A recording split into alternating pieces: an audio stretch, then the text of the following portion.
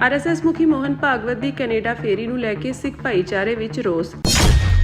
ਭਾਰਤੀ ਆਜ਼ਾਦੀ ਦਿਵਸ ਨੂੰ ਕਾਲਾ ਦਿਨ ਵਜੋਂ ਮਨਾਉਂਦਿਆਂ ਦਲ ਖਾਲਸਾ ਵੱਲੋਂ ਰੋਸ ਮੁਜ਼ਾਹਰਾ।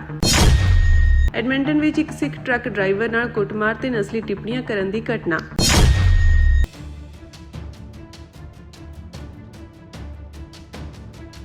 ਸਿੱਖ coordination committee east coast American gurdwara ਪ੍ਰਬੰਧਕ ਕਮੇਟੀ ਵੱਲੋਂ ਕੋਆਰਡੀਨੇਟਰ ਹਿੰਮਤ ਸਿੰਘ ਨੇ RSS ਮੁਖੀ ਮੋਹਨ ਭਾਗਵਤ ਦੇ ਅਮਰੀਕਾ ਤੇ ਕੈਨੇਡਾ ਦੌਰੇ ਦਾ ਸਖਤ ਵਿਰੋਧ ਕਰਦਿਆਂ ਕਿਹਾ ਕਿ RSS ਭਾਰਤ ਤੋਂ ਲੈ ਕੇ ਦੁਨੀਆ ਭਰ ਵਿੱਚ ਇੱਕ ਭਾਰਤੀ ਟੂਲ ਦੇ ਤੌਰ ਤੇ ਸਿੱਖਾਂ ਵਿਰੁੱਧ ਕੰਮ ਕਰ ਰਿਹਾ।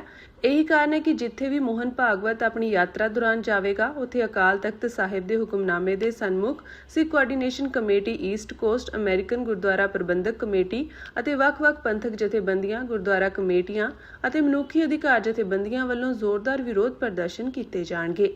ਡਾਕਟਰ ਪ੍ਰਿਤਪਾਲ ਸਿੰਘ ਨੇ ਕਿਹਾ ਕਿ RSS ਦੀ ਸੋਚ ਮਨੁੱਖਤਾ ਵਿਰੋਧੀ ਅਤੇ ਬਹੁਤ ਘਾਤਕ ਹੈ।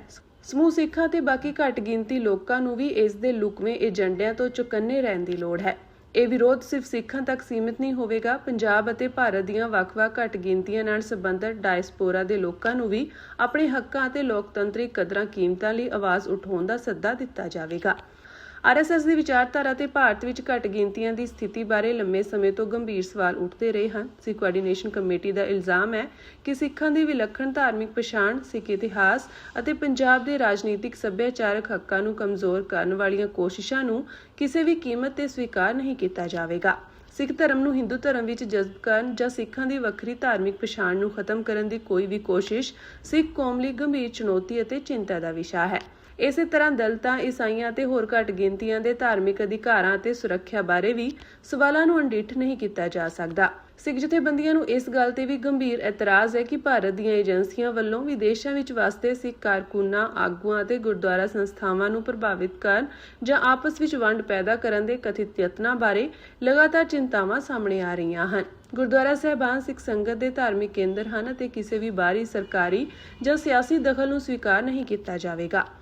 ਸਿੱਖ ਕੋਆਰਡੀਨੇਸ਼ਨ ਕਮੇਟੀ ਈਸਟ ਕੋਸਟ ਅਤੇ ਸਮੂਹ ਪੰਥਕ ਜਥੇਬੰਦੀਆਂ ਵੱਲੋਂ ਸਾਂਝੇ ਤੌਰ ਤੇ ਅਮਰੀਕਾ, ਕੈਨੇਡਾ ਅਤੇ ਹੋਰ ਪੱਛਮੀ ਦੇਸ਼ਾਂ ਦੀਆਂ ਸਰਕਾਰਾਂ ਨੂੰ ਅਪੀਲ ਕੀਤੀ ਜਾਵੇਗੀ ਕਿ ਉਹ ਮਨੁੱਖੀ ਅਧਿਕਾਰਾਂ, ਧਾਰਮਿਕ ਆਜ਼ਾਦੀ ਅਤੇ ਵਿਦੇਸ਼ੀ ਰਾਜਨੀਤਿਕ ਦਖਲਅੰਦਾਜ਼ੀ ਨਾਲ ਜੁੜੇ ਮਾਮਲਿਆਂ ਨੂੰ ਗੰਭੀਰਤਾ ਨਾਲ ਲੈਣ। ਉਨ੍ਹਾਂ ਅੱਗੇ ਕਿਹਾ ਕਿ RSS ਦੀਆਂ ਭਾਰਤ ਵਿੱਚ ਅੱਤਵਾਦੀ ਗਤੀਵਿਧੀਆਂ ਨੂੰ ਵੇਖਦਿਆਂ ਮੋਹਨ ਭਾਗਵਤ ਦਾ ਅਮਰੀਕੀ ਵੀਜ਼ਾ ਕੈਂਸਲ ਹੋਣਾ ਚਾਹੀਦਾ ਹੈ।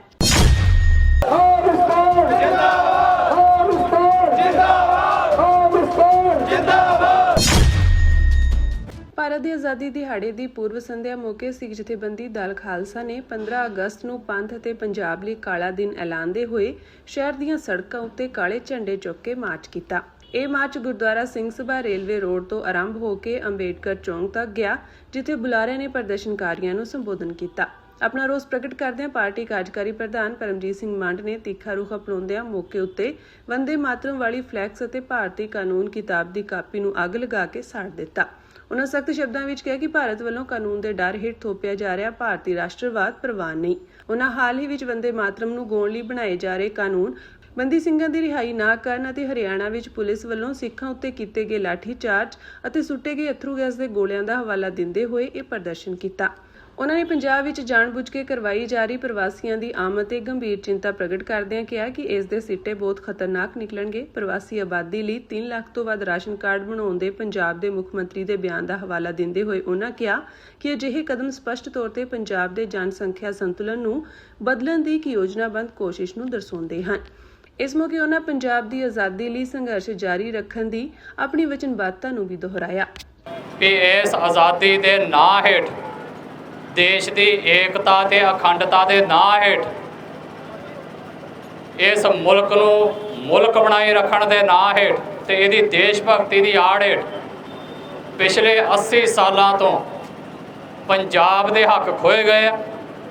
ਪੰਜਾਬ ਦੇ ਹੱਕ ਖੋਹ ਕੇ 7 ਬੇਗਾਨਿਆਂ ਨੂੰ ਦਿੱਤੇ ਗਏ।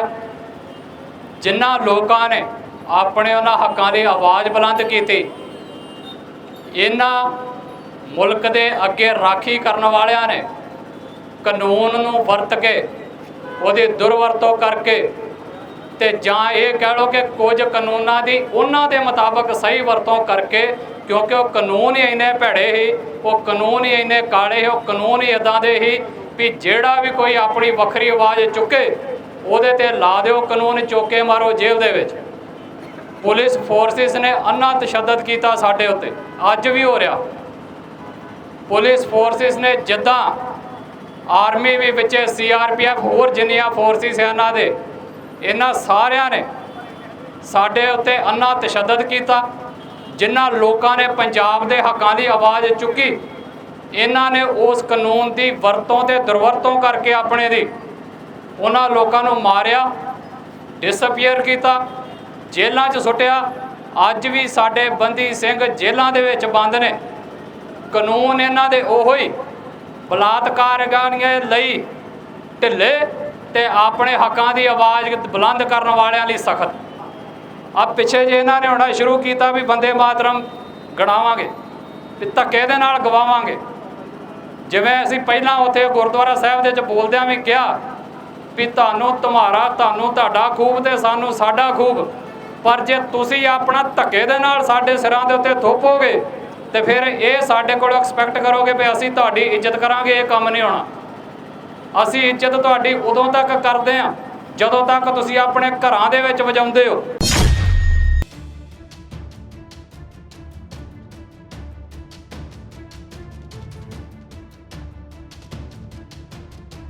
ਐਡਮੰਟਨ ਵਿੱਚ ਇੱਕ ਪੰਜਾਬੀ ਟਰੱਕ ਡਰਾਈਵਰ ਦੇ ਪਹਿਰਾਵੇ ਉੱਤੇ ਨਸਲੀ ਟਿੱਪਣੀਆਂ ਕਰਨ ਤੋਂ ਬਾਅਦ ਉਸ ਦੀ ਕੁੱਟਮਾਰ ਕੀਤੇ ਜਾਣ ਦੀ ਘਟਨਾ ਦੀ ਜਾਂਚ ਪੁਲਿਸ ਵੱਲੋਂ ਸ਼ੁਰੂ ਕਰ ਦਿੱਤੀ ਗਈ ਹੈ। ਸਰੀ ਦਾ ਡਰਾਈਵਰ ਤਲਵਿੰਦਰ ਸਿੰਘ ਅਟਵਾਲ ਵਾਲਮਾਰਟ ਦਾ ਸਮਾਨ ਲੈ ਕੇ ਐਡਮੰਟਨ ਲਾਉਣ ਗਿਆ ਸੀ। ਤਲਵਿੰਦਰ ਨੇ ਇੱਕ ਟੀਵੀ ਪ੍ਰੋਗਰਾਮ ਵਿੱਚ ਦੱਸਿਆ ਕਿ ਇਹ ਘਟਨਾ 6 ਅਗਸਤ ਨੂੰ ਵਾਪਰੀ। ਉਸਨੇ ਦੱਸਿਆ ਕਿ ਜਿਵੇਂ ਹੀ ਉਹ ਟਰੱਕ ਦਾ ਸਮਾਨ ਉਤਰਵਾ ਰਿਹਾ ਸੀ ਤਾਂ ਉਸ ਕੋਲੋਂ ਲੰਘੇ ਇੱਕ ਔਰਤ ਅਤੇ ਮਰਦ ਨੇ ਉਸ ਦੇ ਪਹਿਰਾਵੇ ਉੱਤੇ ਗਲਤ ਟਿੱਪਣੀਆਂ ਕੀਤੀਆਂ।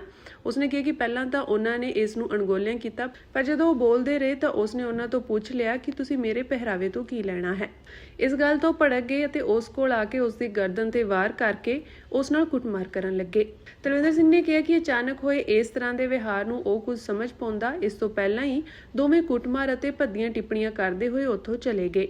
ਅਟਵਾਲ ਨੇ ਕਿਹਾ ਕਿ ਉਸਨੇ ਇਸ ਘਟਨਾ ਨੂੰ ਅਣਗੌਲਿਆਂ ਕਰਨ ਦੇ ਯਤਨ ਕੀਤੇ, ਪਰ ਅਖੀਰ ਮਨ ਉੱਤੇ ਪਏ ਹੋਏ ਭਾਰ ਕਾਰਨ ਉਸਨੇ ਇਹ ਗੱਲ ਜਨਤਕ ਕਰਕੇ ਪੁਲਿਸ ਨੂੰ ਰਿਪੋਰਟ ਕਰ ਦਿੱਤੀ, ਜਿਸ ਦੀ ਜਾਂਚ ਪੁਲਿਸ ਨੇ ਆਰੰਭੀ ਹੋਈ ਹੈ। ਪੁਲਿਸ ਬੁਲਾਰੇ ਨੇ ਮੰਨਿਆ ਕਿ ਅਜਿਹੀ ਘਟਨਾ ਵਾਪਰੀ ਹੈ ਜਿਸ ਦੀ ਜਾਂਚ ਕੀਤੀ ਜਾ ਰਹੀ ਹੈ ਅਤੇ ਘਟਨਾ ਸਥਾਨ ਦੇ ਆਲੇ-ਦੁਆਲੇ ਦੇ CCTV ਕੈਮਰਿਆਂ ਦੀ ਫੁਟੇਜ ਨੂੰ ਖੰਗਾਲਿਆ ਜਾ ਰਿਹਾ ਹੈ ਤਾਂ ਜੋ ਮੁਲਜ਼ਮਾਂ ਦੀ ਪਛਾਣ ਕੀਤੀ ਜਾ ਸਕੇ।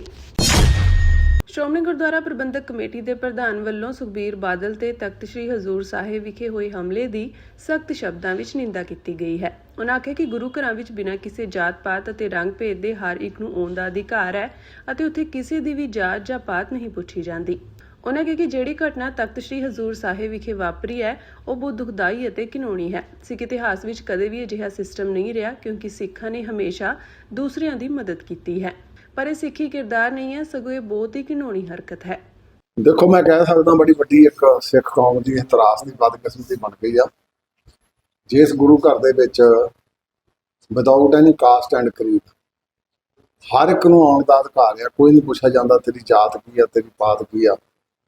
ਤੇ ਜਥੇਬੰਦੀ ਦੇ ਸ਼੍ਰੋਮਣੀ ਅਕਾਲੀ ਦਲ ਦੇ ਮੁਖੀ ਜਿਹੜੇ ਤਖਤ ਸ੍ਰੀ ਹਜ਼ੂਰ ਸਾਹਿਬ ਵਿਖੇ ਅਖੰਡ ਪਾਠ ਸਾਹਿਬ ਪਰਿਵਾਰ ਲਈ ਤੇ ਪੰਥ ਦੀ ਚੜ੍ਹਦੀ ਕਲਾ ਲਈ ਉੱਥੇ ਪ੍ਰਾਰੰਭ ਕਰਵਾਇਆ ਸੀ, ਉਹ ਜਿਹੜੇ ਨਾਲ ਦੀਆਂ ਗੁਰਦੁਆਰਿਆਂ 'ਚ ਗਏ ਆ, ਇਹਦਾ ਮੈਂ ਸਮਝਦਾ ਬਹੁਤ ਦੁਖਦਾਈ ਘਟਨਾ ਹੈ। ਇਵੇਂ ਦਾ ਜਿਹੜਾ ਸਿਸਟਮ ਸਿੱਖਾਂ ਦੇ ਵਿੱਚ ਕਦੇ ਵੀ ਨਹੀਂ ਹੋਇਆ।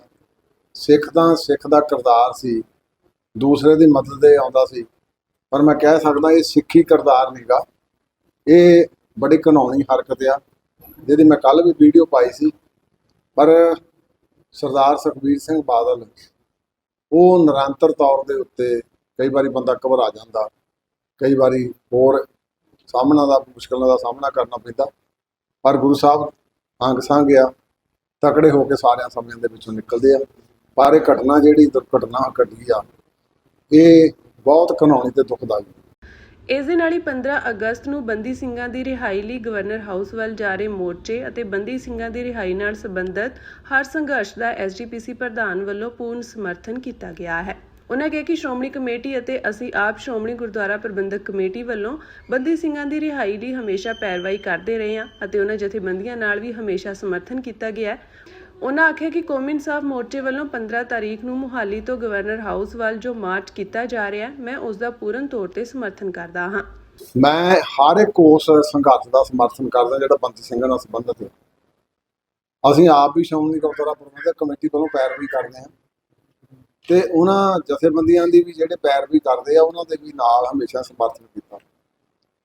ਤੇ ਜਿਹੜਾ ਲੋਕ ਇਨਸਾਫ ਮੋਰਚਾ ਇਹਨਾਂ ਨੇ ਕੱਲ੍ਹ ਨੂੰ 15 ਤਰੀਕ ਨੂੰ ਮੋਹਾਲੀ ਤੋਂ ਗਵਰਨਰ ਹਾਊਸ ਨੂੰ ਉਹ ਜਿਹੜਾ ਮਾਰਚ ਆਰੰਭਿਆ, ਮੈਂ ਉਹਦਾ ਪੂਰਨ ਤੌਰ ਤੇ ਸਮਰਥਨ ਵੀ ਕਰਦਾ ਤੇ ਇੱਕ ਕਹਿਣੀ ਵੀ ਗੱਲ ਚਾਹੁੰਦਾ ਕਿ ਇੱਕ ਮਾਂ ਤੇ ਪੁੱਤ ਦਾ ਰਿਸ਼ਤਾ, ਤੇ ਜੇ ਕਿਸੇ ਨੂੰ ਵੀ ਪੁੱਛੀਏ ਇਹ ਪਵਿੱਤਰ ਤੇ ਪਾਕ ਆ, ਤੇ ਇੱਕ ਦਿਨ ਦੀ ਪਰੋਲ ਸੈਂਕਸ਼ਨ ਕਰਨੀ ਮੇਰਾ ਖਿਆਲ ਇਹ ਤਾਂ ਵੱਡਾ ਮਖੌਲ ਹੀ ਆ ਵੀ ਜਿਸ ਪੁੱਤ ਨੇ ਏਡਾ ਵੱਡਾ ਯੋਧਾ ਜਣਿਆ, ਜਿਸ ਮਾਂ ਦੇ ਉੱਤੇ ਸਾਨੂੰ ਸਾਰਿਆਂ ਨੂੰ ਗਰਵ ਵੀ ਆ ਤੇ ਉਹ ਆਪਣਾ ਪੁੱਤ ਨੂੰ ਮਿਲਣ ਨੂੰ ਤਰਸਦੀ ਆ ਤੇ ਕੌਮੇ ਦੇ ਵਿੱਚ ਆ, ਤੇ ਮੈਂ ਸਮਝਦਾ ਇੱਕ ਦਿਨ ਕੁਝ ਵੀ ਨਹੀਂ ਗਾ, ਉਹਨਾਂ ਨੂੰ ਖੁੱਲ੍ਹਾ ਸਮਾਂ ਦੇਣਾ ਚਾਹੀਦਾ ਸੀ ਤਾਂ ਕਿ ਉਹ ਆਪਣੀ ਬਿਰਧ ਮਾਤਾ ਜਿਹੜੀ ਇਸ ਵੇਲੇ ਮੈਂ ਸਮਝਦਾ ਆਪਣੇ ਆਪ ਸਵਾਸਾਂ ਦੀ ਹੈ ਤਾਂ ਸਤਿਗੁਰ ਦੇ ਹੱਥੇ ਹੀ ਕਿੰਨੇ ਕੁ ਸਵਾਸ ਕਦੋਂ ਆਉਣੇ ਆ, ਪਰ ਉਹ ਸਵਾਸਾਂ ਦੀ ਪੂੰਜੀ ਆਪਣੀ ਜਿਹੜੀ ਆ ਉਹਨੂੰ ਸਮੇਟ ਰਹੀ ਆ ਤੇ ਤੁਰੰਤ ਦੇਣਾ ਚਾਹੀਦਾ ਸੀ, ਪਰੋਲ ਦੇਣੀ ਚਾਹੀਦੀ ਸੀ। ਤੇ ਮੈਂ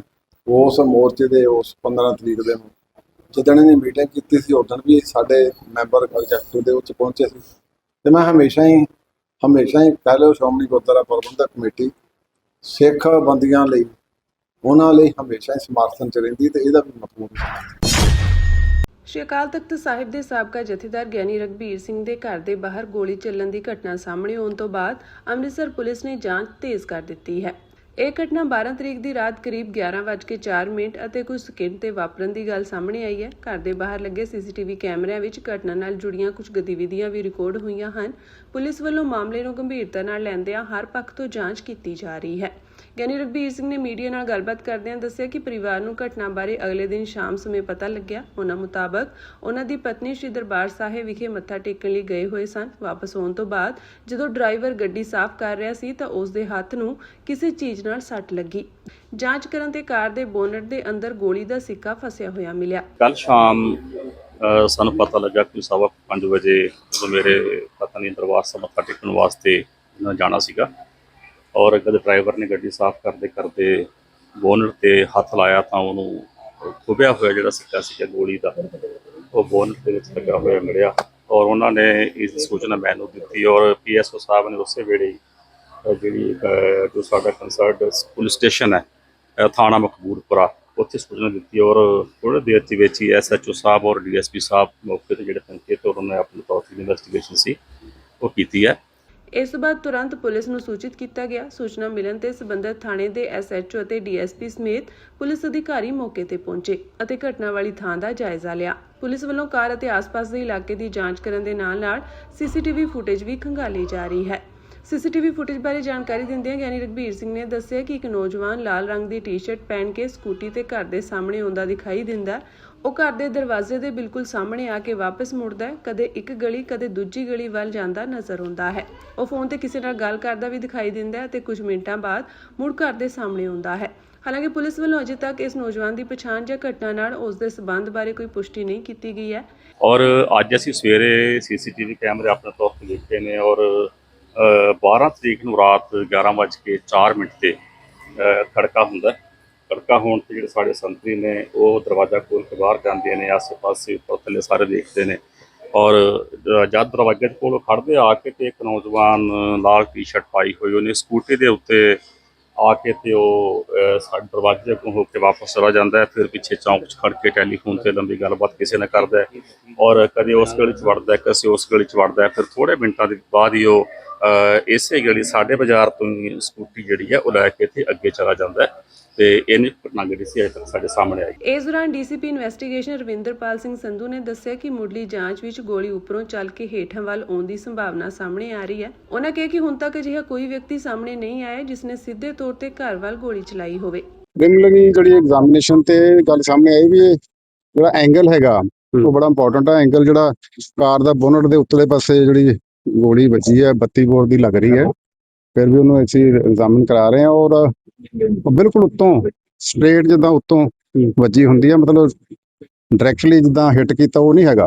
ਉੱਤੋਂ ਜਿਵੇਂ ਜਾਪਦਾ ਕਿਸੇ ਨੇ ਆਸ-ਪਾਸ ਚਲਾਈ ਹੋਵੇ, ਉਹ ਉੱਤੋਂ ਆ ਕੇ ਜਦੋਂ ਗੁੱਲੀ ਥੱਲੇ ਜਾਂਦੀ ਹੈ ਫਿਰ ਉਹ ਇਸ ਤਰ੍ਹਾਂ ਵੱਜੀ, ਕਿਉਂਕਿ ਬਿਲਕੁਲ ਉੱਤੋਂ ਹੀ ਥੱਲੇ ਸਿੱਧੀ ਵੱਜੀ ਹੋਈ ਹੈ। ਬਾਕੀ ਅਸੀਂ ਉਹਦਾ ਕੇਸ ਰਜਿਸਟਰ ਕਰ ਰਹੇ ਹਾਂ। ਰਾਤੀ ਸਾਡੀ ਟੀਮ ਆਈ ਸੀ, ਉਹ ਗਿਆਨੀ ਜੀ ਨੇ ਕਿਹਾ ਵੀ ਨਹੀਂ ਅਸੀਂ ਕੋਈ ਕਾਰਵਾਈ ਨਹੀਂ ਕਰਾਉਣਾ ਚਾਹੁੰਦੇ, ਪਰ ਫਿਰ ਵੀ ਅਸੀਂ ਇਸ ਨੂੰ ਸੀਰੀਅਸਲੀ ਲੈ ਰਹੇ ਹਾਂ। ਸਾਡੇ ਕਮਿਸ਼ਨਰ ਸਾਹਿਬ ਨੇ ਇਹਨੂੰ ਕਾਫੀ ਸੀਰੀਅਸਲੀ ਲਿਆ ਤੇ ਅਸੀਂ ਇਹਨੂੰ ਪ੍ਰੋਪਰਲੀ ਮੁਕੱਦਮਾ ਦਰਜ ਕਰਕੇ ਇਨਵੈਸਟੀਗੇਸ਼ਨ ਕਰ ਰਹੇ ਹਾਂ, ਔਰ ਫੋਰੈਂਸਿਕ ਟੀਮ ਸਾਡੀਆਂ ਐਗਜ਼ਾਮਿਨ ਕਰ ਰਹੀਆਂ ਨੇ। ਉਹ ਪ੍ਰੋਪਰਲੀ ਇਹਦਾ ਹਰ ਐਂਗਲ ਇਹਦਾ ਬੜਾ ਇੰਪੋਰਟੈਂਟ ਹੁੰਦਾ ਵੀ ਗੋਲੀ ਕਿਸ ਐਂਗਲ ਤੋਂ ਵੱਜੀ।